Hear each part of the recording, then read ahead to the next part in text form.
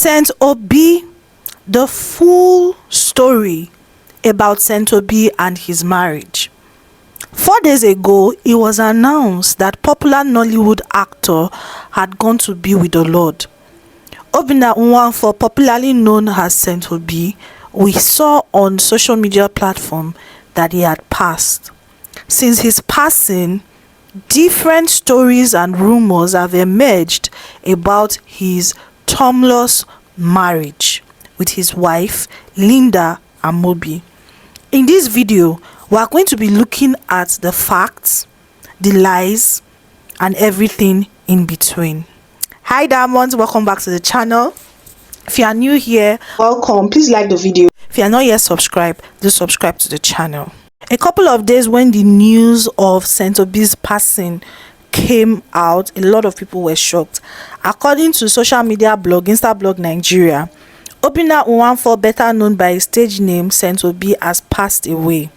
It is reported that the incident occurred on Monday, May 7th, 2023.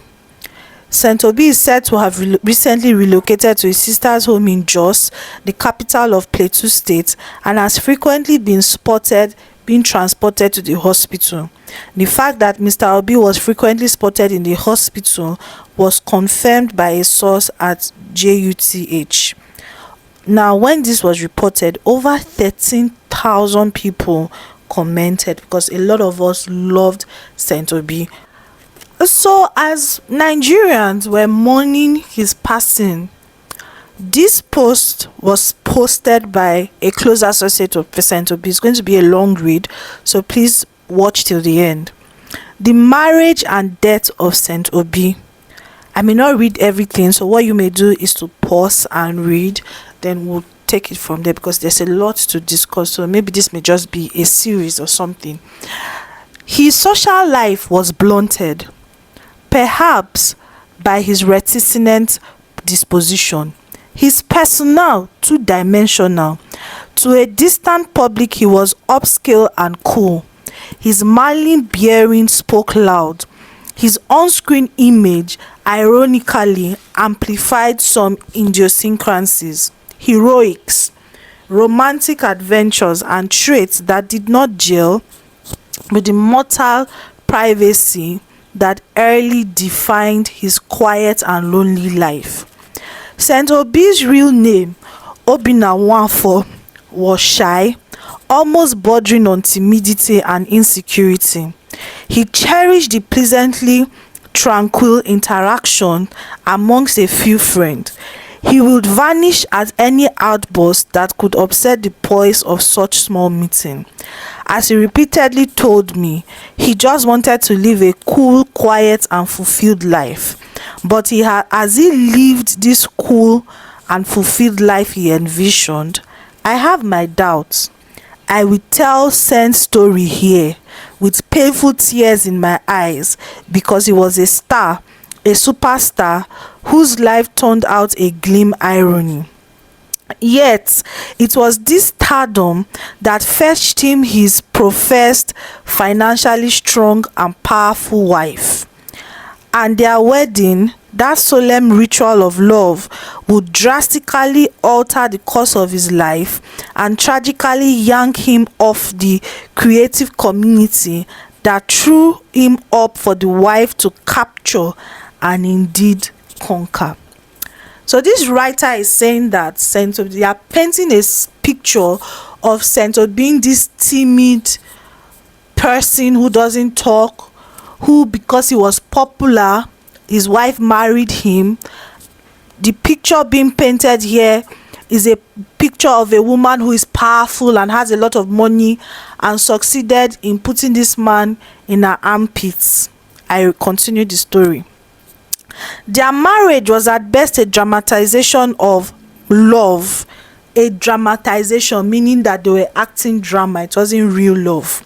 It was quick. He barely told us he found a wife, then the marriage happened. It was something of a mystique. Only those involved understood the histrionics that played out. None of us who were his closest pals, who worked with him through the crucible of the quest of his career in Nollywood, none of us was invited. Who is to blame that if you say you are somebody's close friend and they did not invite you for their wedding? Is it your friend that should be blamed, or is the wife that should be blamed? Let's continue reading. The distance between us and the guy I admirably called Saint of the storm had begun. This gulf would widen with each year. We saw him perhaps once in a year after this marriage, and life actually seemed to have given him a fair shake of the dice. He dressed well, drove big cars, and even his skin, in literal lingo, spelt wellness. Okay, meaning that he began to do well after I got married to this woman. The saint would be blessed with 3 beautiful children, but not on one occasion were his friends in Nollywood invited for christening or birthday. We were told that his wife was of the topmost hierarchy in telecom giant MTN. Guys, to pause at that thought. So this writer has told us the beginning how how his friends in Nollywood were excluded from his marriage to this powerful woman, how he had 3 children, okay, and he began to do well. Let's continue. But even if their celebrations were designed to be a rendezvous of the elite of the technocracies that his wife chiefly belonged, you expected that Saint would reach out to a few of his fellow creatives, for even if they would herald his small beginnings, there could be no tinge of shame to it, because we all have our journeys and our story. And even at that, the actor in Nollywood is by no means poor. But more tragic is the fact that this marriage did not only take Obinna from his friends, he took him away from Nollywood. Saint stopped acting, absconded from his career and perhaps his calling. It will seem prognostic now. Yes, because I recall leaving my house in Lagos mainland for his massive office in Lekki, Victoria Island, Lagos. It was about 6 years ago. There I demanded to know why my friend abandoned our industry. He told me with his usual shy expressions that he wanted to focus on some other businesses and also to work behind the camera. Because his visage was unconvincing to me, I told him in stark terms that whatever his new vision and pursuits, he must not abandon the trade that made him who he was. It took another 3 years for Saint to return to his homies, but when he did, some of the deeply disappointed ones sniggered behind him. This was because the simmering rumors of cracks in his marriage had hit home, and though secretive in his ways, he knew it was time to open up, and he did. I don't know why my wife's siblings see me as a gold digger. They confront me, harass and fight me in my own matrimony, and my wife did nothing to stop them. I work hard, I earn my money, I've never depended on my wife, he lamented, eyes blood with tears. You could tell he was in deep pain. By the next visit, the saint returned with a deep cut from knife on his left eyes. His wife's brother, he said, scaled through the wall of defense of their house to attack him. They were captured by hidden closet circuit television (CCTV) installed for surveillance and security, revealed. He reported them at the police station and subsequently acquired a gun to defend himself. This is serious. So according to this our narrator friend that is telling us the story of Saint Obi's life, he had become a recluse because his wife had money, he had offices, he had businesses, and he was doing well. Then after a couple of years, there were cracks in the marriage. Things were not going as well anymore. The wife's brothers started fighting him to the point that he had to go and buy a gun. You guys, are you listening? Because when we start our analysis now, So they said this effectively marked the beginning of the end of his marriage, and perhaps sent Obi's long walk to a sad end. He moved out of his marital home to a new house to begin the reconstruction of his destiny, alone, without his wife, and worse still, without his 3 beautiful children. Meanwhile, his wife went to the police to defend her siblings, using her financial power to manipulate the course of justice, SAINT stated unequivocally. The wife also sued for divorce, not in Lagos but in Ogun State. As SAINT put it, it was to make the journey difficult for me. But I will not bend, neither will I break. I will fight with my last blood to take custody of my children.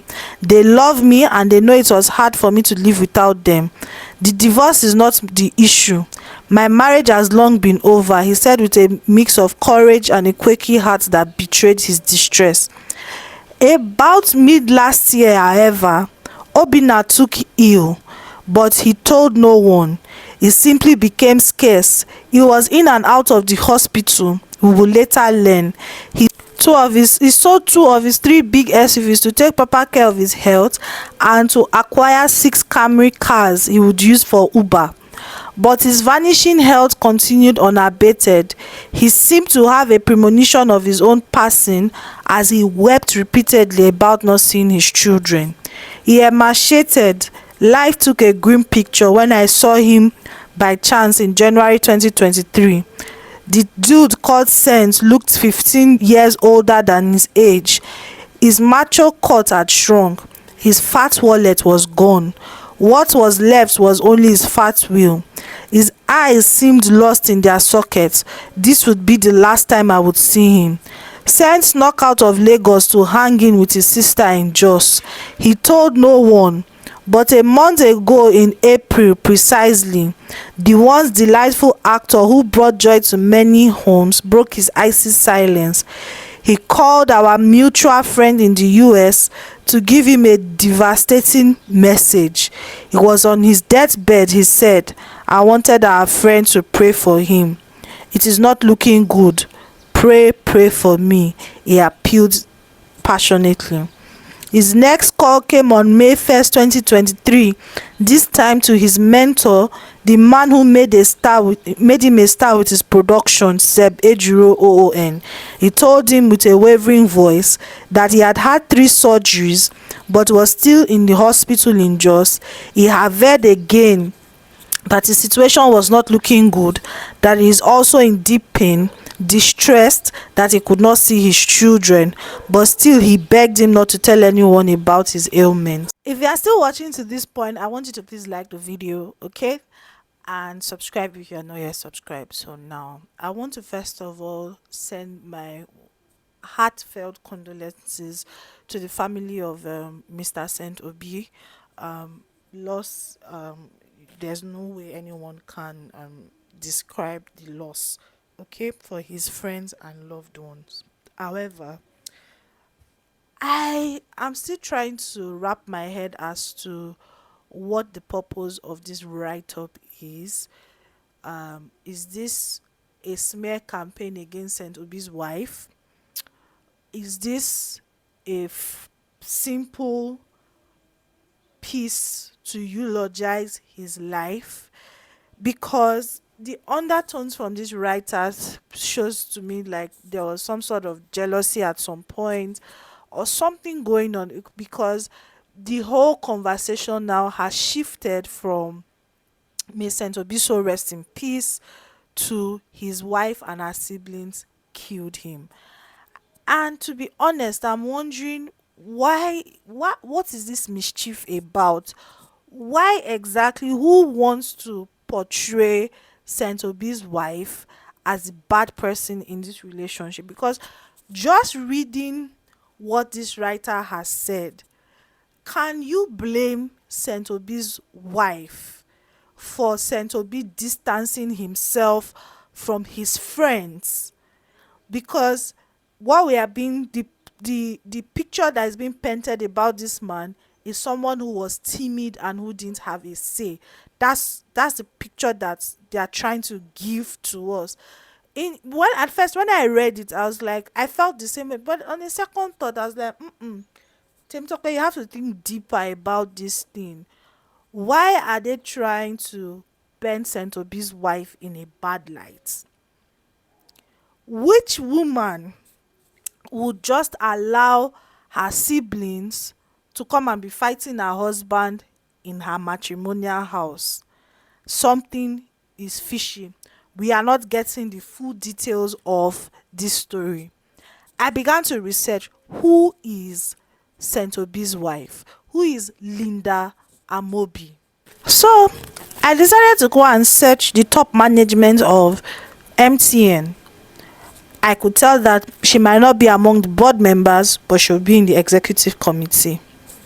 So that is how I started looking for this woman in order to understand her pedigree, and I found her, Linda SAINT OBI. She, according to MTN website, she says she is the Chief Enterprise Business Officer for MTN Nigeria. Linda SAINT OBI. I am responsible for leading the enterprise and ICT strategy of MTN, guiding the team on technological requirements that will help us serve you better. We believe that Nigeria SME sector, you can pause to read. I have a bachelor degree in computer science and in engineering from Enugu State University, ESUT, where I received the Dean's Prize for the best results in the faculty. I have also acquired executive education from the Columbia Business School, New York. I became the chief, please you can pause to read, I can't read everything. I became the Chief Enterprise Business Officer in 2016. I find the optimism and energy of small business owners infectious. The part we play in contributing to their growth gets me out of bed in the morning. If you know anything about corporate Nigeria, you know that the telecoms industry, they are amongst the best paid industries. And for privacy reasons and in order not to dox anybody, I'm not going to be putting how much they earn, even though this information is in public domain. Now, I began to ask myself, for a woman who became an executive member, executive management person in MTN, because been saying she's a manager, she's not just a manager, she's an executive director type of position person in MTN, and she got into that position in 2016. This is 2023. That's a long time. All right, I would assume that this woman is extremely rich. Okay, this is not a small person. Now, going back to the writer and what the writer was saying, that they felt like Saint Obi was a gold digger. When did all these accusations start coming up? Was it before she rose to that echelon of her business, or in her career, or was it after? Because I found a blog post from 2019 on Stella Dimokukus. Let's look at that blog post. In 2019, Stella Dimokukus blog posted, actor Saint Obi Nwafor shows off his country home in Imo State. Veteran Nollywood actor Saint Obi Nwafor is an Ogwa man from Imbatoli in Imo State. These beautiful photos are of his country home in Imbatoli. So he built, or allegedly he built these places, and on his post he put, always remember your roots and invest in your roots. The city is great, but nothing compared to our hometowns. I am a proud son of Ogwa Imbatoli, Imo State, a land of industrious, calm and respectful people. But don't be fooled, because if you bite us in the head and you are not scared of the brain, we will certainly bite back where you least expected. So this is the house that it is alleged that he built.